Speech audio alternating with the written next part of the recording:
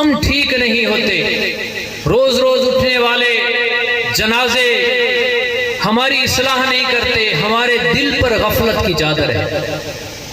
اس کی ایک وجہ ہے کہ ہماری اصلاح میں کون سی چیزیں رکاوٹ ہیں، کیوں ہم عبادت سے دور ہیں، اس کے علاوہ ہمارے اندر باطنی امراض کتنے ہیں۔ علماء کرام نے ان کی 3 وجوہات بیان کی ہیں۔ پہلی ہے لمبی امید، کہ ہم یہ سوچتے ہیں کہ ہم نے مرنا ہی نہیں ہے، ہم نے بڑا لمبے عرصے تک جینا ہے۔ دوسری، ہم اپنے اعمال کا جائزہ نہیں لیتے کہ ہم کر کیا رہے ہیں۔ اور تیسری بات، ہماری بری صحبت۔ بصرہ میں ایک بادشاہ رہتا تھا، اس بادشاہ نے دنیا سے کنارہ کشی کی، عبادت کی طرف لگا، لیکن کچھ عرصے کے بعد وہ دوبارہ دنیا کی طرف مائل ہو گیا۔ اب بادشاہ نے ٹھان لی کہ وہ عیش کی زندگی گزارے گا، چنانچہ اس نے ایک عالیشان محل تعمیر کروایا، اسے سجایا، مہمانوں کو وہ بلاتا، ان کے لیے اچھے کھانے لگاتا، لوگ آتے اس کی تعریف کرتے اور چلے جاتے۔ بادشاہ بالکل غافل ہو گیا، دنیا میں بدمست ہو گیا۔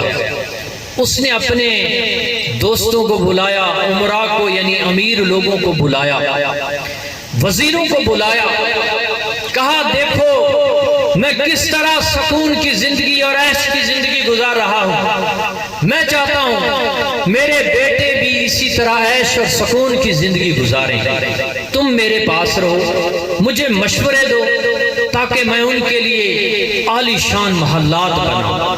وہ لوگ اس کے ساتھ رہنے لگے۔ ایک رات لاؤ لعب کی یعنی کھیل کود کی وہ محفل میں مبتلا تھے۔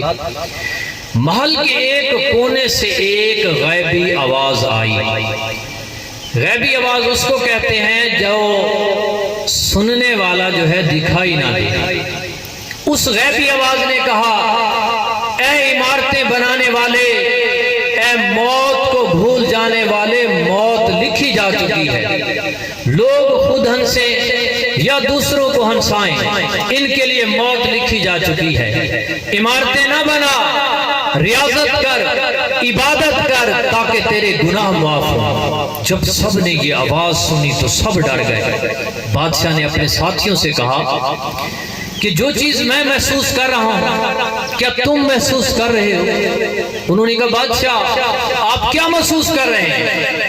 بادشاہ نے کہا مجھے لگتا ہے کہ میری زندگی کا وقت جو ہے وہ ختم ہو گیا ہے، مجھے لگتا ہے یہ میری موت کا پیغام ہے۔